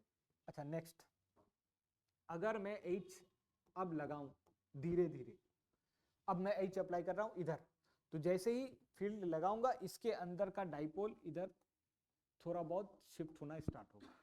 अभी पूरा शिफ्ट नहीं हुआ है, कुछ कुछ इधर भी ओरिएंटेड रहेगा। अरे क्लियर? अच्छा जनरल केस में क्या होता है? यहाँ पे देखो, जनरल केस में होता है पूरा का पूरा रैंडमली ओरिएंटेड रहेगा। तो नेट डाइपोल मोमेंट कितना आएगा? Net dipole moment 0। मैग्नेटाइजेशन होता है dipole per unit volume. Dipole 0 तो मैग्नेटाइजेशन भी क्या? 0, इसलिए 0 था। समझ में आया ना ये पार्ट? बोलो यहाँ तक कोई डाउट है क्या? ये रैंडम है। क्लियर? ये फिगर 1 क्या है? Random when no field applied. Random no field applied. Magnetization क्या होगा बताओ? मैग्नेटाइजेशन क्या होगा? 0। रैंडम। फिगर 2, अब मैं इस पे फील्ड अप्लाई कर रहा हूं। क्लियर? तो डाइपोल धीरे धीरे किधर बनना स्टार्ट होगा? तो dipole will start to align, will start, बोलो, to align along the direction of, along the direction of field। समझ में आया? Direction of field. तो नेट डाइपोल अब 0 होगा क्या? नेट डाइपोल 0 नहीं है तो मैग्नेटाइजेशन भी 0 होगा क्या? मैग्नेटाइजेशन भी 0 नहीं होगा। देखो 2 ऐसे सीधा दिखा दिया, तो अब कुछ मैग्नेटाइजेशन है। क्लियर? अच्छा, फील्ड का अगर वैल्यू, इंटेंसिटी, इसका स्ट्रेंथ इंक्रीज कर दे तो क्या होगा? और ज्यादा उस तरफ जाएगा। तो figure number 3, on increasing H, बोलो क्या होगा? M इंक्रीज होगा या डिक्रीज होगा? M will increase. तो अब यहां पे बहुत सारा फील्ड लगा दिया इस तरह से। क्लियर? इंटेंस कर दिया इसको, H इंक्रीज कर दिया। तो अब क्या हो जाएगा बताओ? बहुत ज्यादा डाइपोल इधर ओरिएंट होने लगेगा। समझ में आ रहा है ये पार्ट? लेकिन हो सकता है 1-2 अब भी ना हो। क्लियर है ये पार्ट? अच्छा, अब H अपना मैक्सिमम कर दिया। H अब मैक्सिमम लिमिट तक पहुंचा दिया। क्लियर ये पार्ट? H मैक्सिमम नहीं, ऐसे लिखो figure number 4, H further increase, further increase. Figure number 4, बताओ अब क्या होगा? बढ़ाते गए बढ़ाते गए बढ़ाते गए, क्या होगा लास्ट में जाके? लास्ट में जाके क्या पॉसिबल है? सब इधर हो जाएगा। क्लियर ये पार्ट? एक भी ऐसा डाइपोल नहीं है जो इधर उधर है, पूरा का पूरा इंक्लाइंड है इधर। ये 4 पॉइंट क्लियर है या नहीं? अब देखो ध्यान से होता है क्या, ग्राफ कैसे आता है। इधर m है, इधर h है। जैसे जैसे मैं h बढ़ाऊंगा m बढ़ता रहेगा, लेकिन ये वाला केस में नॉन लीनियरली बढ़ता है। याद रखना, पैरा और डाया में वो वेरिएशन क्या था, स्ट्रेट लाइन लीनियर, यहाँ पे नॉन लीनियर है। तो ये बढ़ता रहेगा बढ़ता रहेगा बढ़ता रहेगा बढ़ता रहेगा, एक वर्टिकुलर वैल्यू आया। ये वो वैल्यू है जब जितना डाइपोल था सब इधर इंक्लाइन हो गया। अब बताओ h बढ़ाने से कोई फर्क होगा क्या?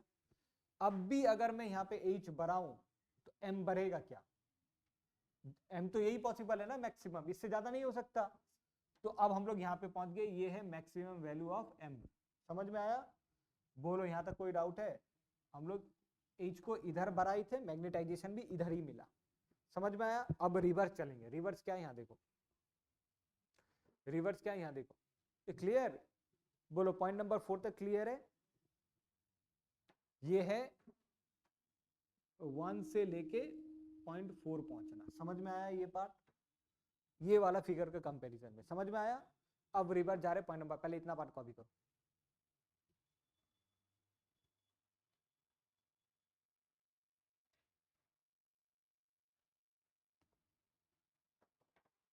वन टू थ्री फोर, ये डन है ना? ये फिगर 1, नेट डाइपोल मोमेंट कितना है? नेट डाइपोल 0 है, कुछ नहीं लगाया है, कोई फील्ड नहीं है। देखो यहाँ पे कोई फील्ड है क्या? तो मैग्नेटाइजेशन भी 0 है। क्लियर? 2 3 4 clear everyone? ये हो गया ना इतना पार्ट? अच्छा चलो अब 5 में आते हैं, इसको मैं इरेज कर रहा हूं।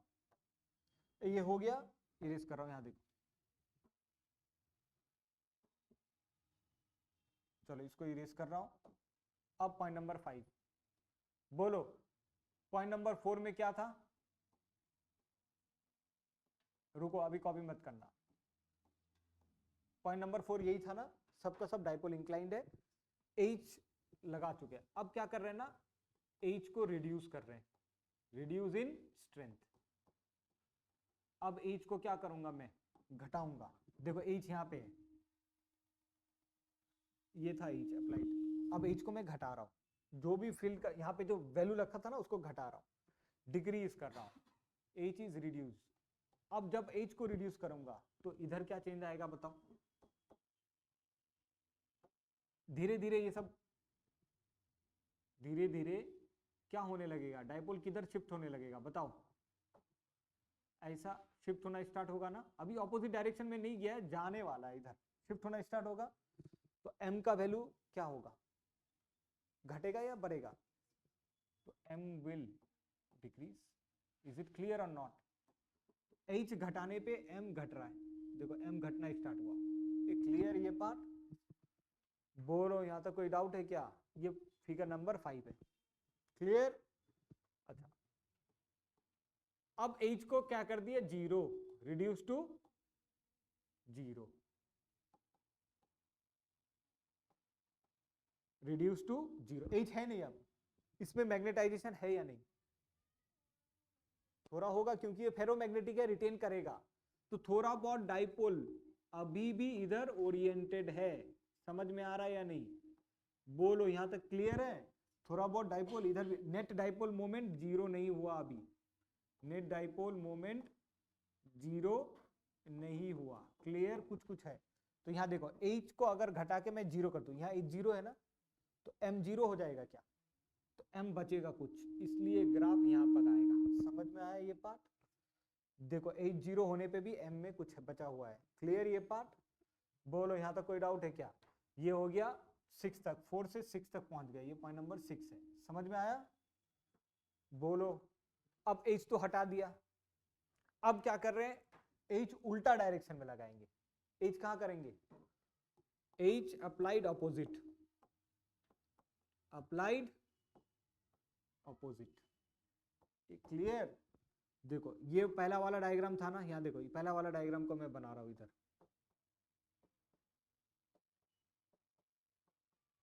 कुछ ऐसा था पहला वाला डायग्राम। अब h में इधर से लगाऊंगा उल्टा डायरेक्शन में, पहले इधर लगाया था अब इधर। अब जैसे ही h इधर लगाएंगे सबका सब कहाँ शिफ्ट होने लगेगा, उधर। समझ में आया ना?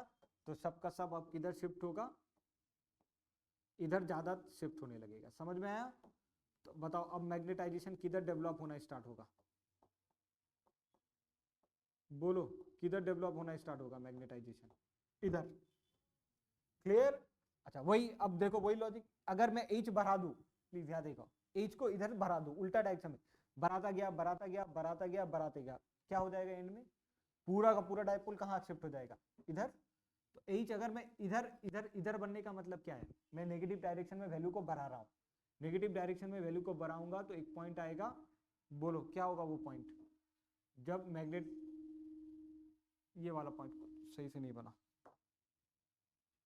रुको,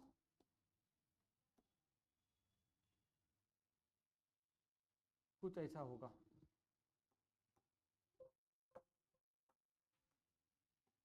तो इसको सही से कर रहा हूँ,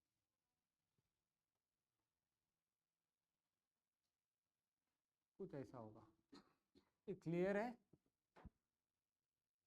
बोलो, यहाँ रुको रुको एक मिनट, एज बढ़ा रहा हूँ, एज इंक्रीज कर रहा हूँ, बताओ इस वाले में नेट डाइपोल मोमेंट जीरो है क्या? नहीं। तो इधर लगाया, सबसे पहले क्या होगा यहाँ पे देखो, अभी कुछ इधर शिफ्ट होना हुआ, एक मोमेंट आपको नहीं लग रहा कि मोमेंट डाइपोल मोमेंट जीरो हो जाएगा? होगा ना, क्योंकि जितना इधर रहेगा उतना इधर रहेगा। अभी जीरो है क्या? तो अगर मैं इधर से लगाऊं तो एक मोमेंट नहीं आएगा, जब इधर का और इधर का बैलेंस हो जाए और डाइपोल मोमेंट क्या हो जाएगा? ये वो पॉइंट है। फिर भी और इंक्रीज करते रहे तब क्या होगा? सब डाइपोल इधर शिफ्ट होने लगेगा, अब मैग्नेटाइजेशन नेगेटिव हो जाएगा। नेगेटिव क्यों? क्लियर? देखो ये पॉइंट को H अप्लाइड ऑपोजिट, यहाँ पे नेट मोमेंट क्या आ जाएगा? नेट डाइपोल मोमेंट जीरो आया। क्लियर? जितना जीरो, और फर्दर इंक्रीज कर रहे हैं, फर्दर इंक्रीज इन H, बताओ क्या होगा? इन H क्या होगा? Magnetization in opposite direction. बोलो ये पार्ट क्लियर है? ऑपोजिट डायरेक्शन, बोलो ये पार्ट क्लियर है? अरे जीरो हुआ लेकिन हटाया नहीं और लगा रहे इसी डायरेक्शन में, मैग्नेटाइज इधर होने लगेगा ना, तो आते आते आते आते आते आते एक वैल्यू आएगा ऐसा। बोलो यहाँ तो कोई डाउट है क्या? एक वैल्यू, इससे आगे जा सकता है क्या? इससे अरे वही वाला केस, सब का सब डायपोल इधर शिफ्ट हो गया, एज बढ़ाने पे कोई फर्क पड़ेगा क्या? नहीं, तो इससे ग्राफ आगे नहीं जाएगा। अब वही केस, अब इसको फिर क्या करेंगे? घटाएंगे। जब घटाएंगे, क्लियर, एज को घटा देंगे तब भी कुछ ना कुछ बचा रहेगा एक पॉइंट पे आके, फिर इसको और इंक्रीज करेंगे, ये कहीं यहाँ जाके मिलता है, ये है ग्राफ, हाइस्टेरेसिस ग्राफ। बोलो यहाँ तक कोई डाउट है क्या? यहाँ तक कोई डाउट है क्या? ये ग्राफ है, ठीक है। इसमें दो पॉइंट इंपॉर्टेंट, ग्राफ ड्रॉ कर लो पहले, उसके बाद इंपॉर्टेंट पॉइंट बताता हूँ ग्राफ का क्या होगा। देखो ये वो पॉइंट है जब पूरा का पूरा डाइपोल इधर शिफ्ट हो गया। अब क्या करेंगे? अब मैं इसको घटा रहा हूँ, इसका वैल्यू को क्या कर रहा हूँ? डिक्रीज। अब मैं इधर जा रहा हूँ, जैसे जैसे घटाएंगे फिर मैग्नेटाइजेशन इधर होना कोशिश करेगा ना, तो मैग्नेटाइजेशन कम हो रहा है, देखो ऊपर जा रहा है ना, कम हो रहा है नेगेटिव डायरेक्शन में। एक पॉइंट आएगा जब H पूरा हटा दिया लेकिन फिर भी कुछ ना कुछ मैग्नेटाइजेशन बचा हुआ है, ये वो पॉइंट है। फिर H, फिर अब पॉजिटिव डायरेक्शन में डालेंगे, तो अब ये घटते घटते घटते घटते जीरो होगा, फिर इधर आके मर्ज करेंगे। क्लियर? बोलो यहाँ तक कोई डाउट है क्या?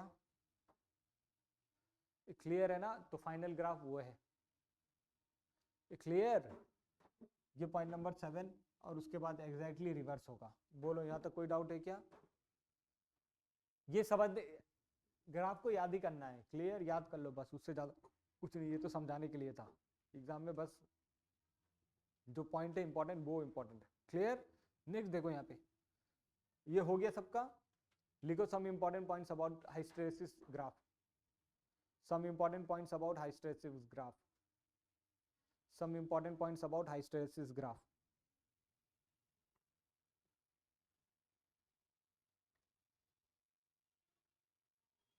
Some important points related to hysteresis graph. ठीक है, ये हो गया ना सबका। पॉइंट नंबर 1 आपको पहचानना पड़ेगा, ग्राफ अगर ऐसा दिया हुआ, यहाँ पे देखो, अगर पतला सा ग्राफ है तो ये होता है सॉफ्ट फेरोमैग्नेटिक मटेरियल का। क्लियर? और ग्राफ अगर मान लो कुछ बल्की टाइप का ऐसा दिया हुआ है,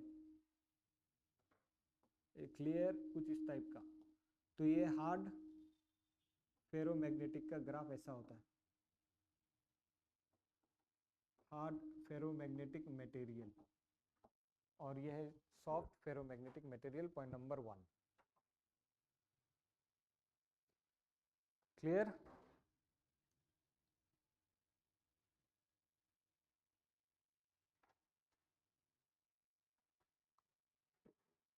हो गया?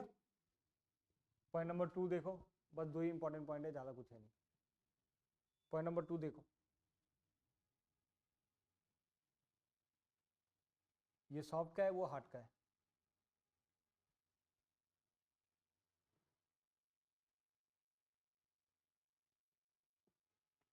क्लियर? पॉइंट नंबर 2 देखो,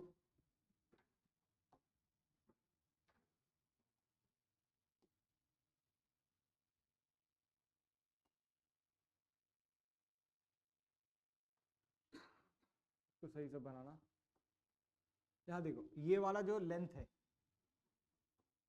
ये वाला लेंथ यहां से लेके यहां तक, क्लियर, और यहां से लेके यहां तक, इसको बोलते हैं रिटेंटिविटी। इतना मैग्नेटिज्म रिटेन हो गया था ना, तो अगर ये O है, ये A है, ये B है, तो OA एंड AB को क्या बोलोगे? बोलो, रिटेंटिविटी। क्लियर? ये पार्ट इसका नाम है। और ये वाला जो लेंथ होता है,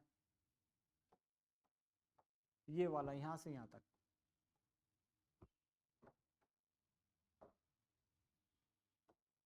ये वाला लेंथ, ये वाला OB, B इसका नाम दे दो C, इसका नाम दे दो D, OC एंड OD इसको बोलते हैं कोएर्सिविटी। कोएर्सिविटी, और कुछ नहीं, बस ये नाम है, आपको पता रहना चाहिए। क्लियर? ये part OA and OB is retentivity, OC and OD is coercivity. Clear? Clear? Soft iron में और हार्ड आयरन में किसका कोएर्सिविटी ज्यादा होगा, और रिटेंटिविटी भी किसका ज्यादा होगा? हार्ड। सेम कहां से होगा? ग्राफ देखो, अरे ये तो पतला सा बनाया ना इधर, लेकिन ये वाला लेंथ ज्यादा रहता है। क्लियर? हार्ड आयरन का यहां पे लिख लेना, कोएर्सिविटी एंड रिटेंटिविटी दोनों ही क्या होगा? लार्ज। क्लियर? ये part coercivity and retentivity both are large. Clear?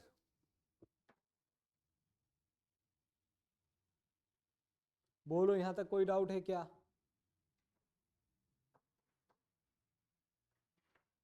यही है बस, और ज्यादा कुछ नहीं है।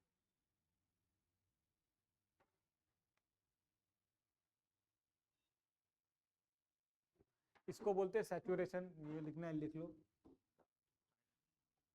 इधर पॉइंट M था, इधर H है, इधर B भी लिख सकते हैं, M की जगह क्या भी लिख सकते हैं? मैग्नेटिक फील्ड अंदर का। समझ में आया?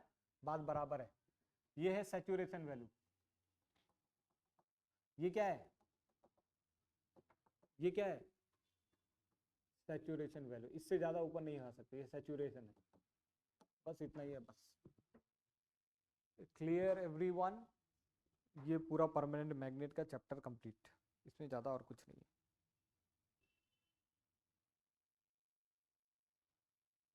चलो यहाँ ब्रेक ले लेते हैं, नेक्स्ट क्लास नेक्स्ट में करेंगे फिर। तो आप ब्रेक ले लो, 3:34, 10 मिनट का ब्रेक ले लो, फिर आगे कंटिन्यू करते हैं। एक और क्लास है ना?